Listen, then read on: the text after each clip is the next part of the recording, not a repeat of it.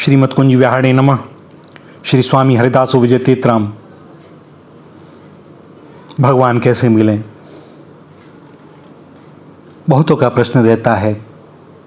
वे सोचते हैं कि भगवान कहीं छुपे हुए हैं, ये कोई सूत्र बता देंगे, संभवतः इन्हें कुछ ज्ञान हो तो वहाँ जाकर खोज लेंगे, कोई साधना कर लेंगे। भैया, भगवान मिलते हैं इच्छा करने से, लगन से, उनकी एकमात्र उन्हीं को पाने की इच्छा से।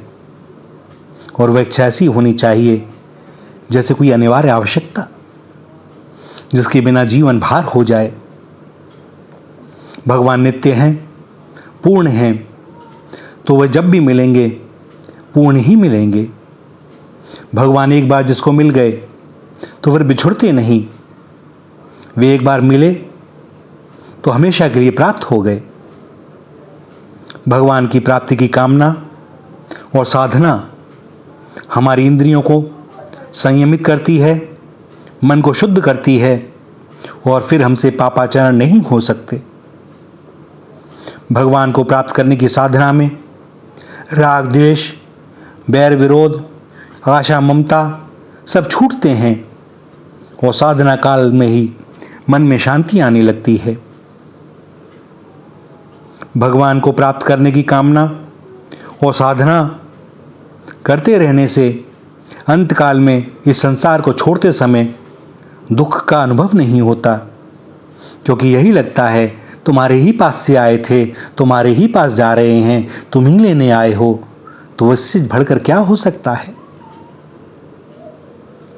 भगवान को प्राप्त करने की कामना और साधना करते रहने से अंतकाल में मन भगवान में ही लगा रहेगा और सहज ही भगवान का स्मरण होगा। और अंतकाल में भगवान का स्मरण होने से निश्चित रूप से भगवत प्राप्ति होगी ही। स्मरण रखना चाहिए कि भोगों की प्राप्ति इच्छा से नहीं होती, कर्म से होती है। धन, पुत्र, मान, यश, कीर्ति, अधिकार, इसकी इच्छा कौन नहीं करता, पर वे सबको नहीं मिलते। उनके लिए कर्म का बीज चाहिए। जैसा कर्म बीज होगा वैसा फल मिलेगा। भोग सभी अपूर्ण हैं, इसलिए वे जब भी मिलेंगे, जो भी मिलेगा अधूरा मिलेगा।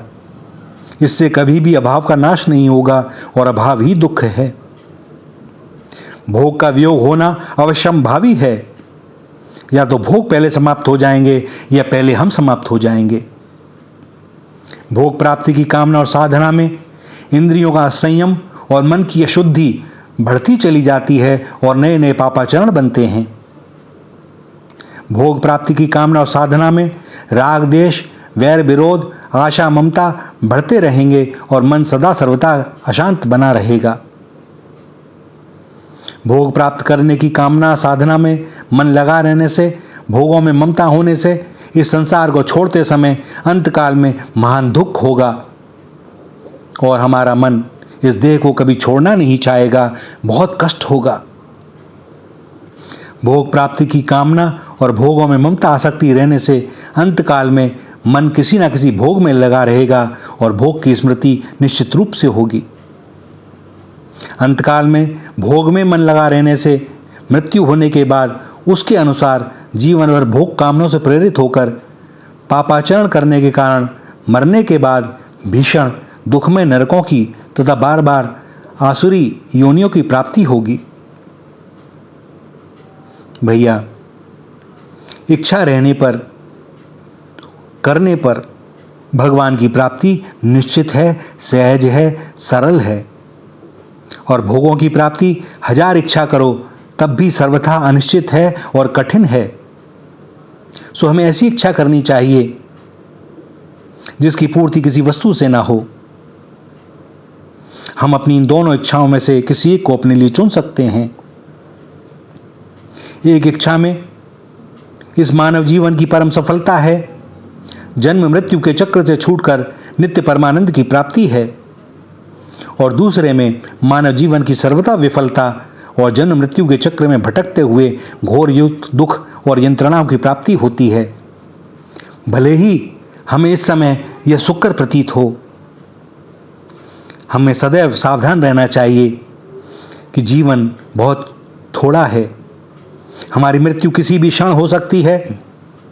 समय नहीं है, विलंब के लिए तो कतई नहीं। सो परमानंद की प्राप्ति ही हमारा लक्ष्य और एकमात्र ध्येय होना चाहिए, और उसी में हमें अपने जीवन को लगाकर कृतकृत्य हो जाना चाहिए। भैया चौपड़ की बाजी है, बस एक पग आना शेष है। वह एक पग आया और गोटी लाल, और वह ना आया और किसी ने गोटी पीट दी तो फिर 84 खाने घूमना पड़ेगा। सो सावधान, एक तो वह एक ही है ना, तो बस वह एक मिल जाए, हम अपने घर पहुंच जाएं, और तब देखो कैसा आनंद। सुख किसे कहते हैं? सारे लौकिक सुखों के, विषय भोगों के भ्रम मिट जाएंगे, तृप्त हो जाएंगे, पूर्ण से मिल जाएगा। वे हमें हृदय से लगाने को आतुर हैं, सदैव साथ हैं। श्री राधा, श्री राधा, श्री राधा।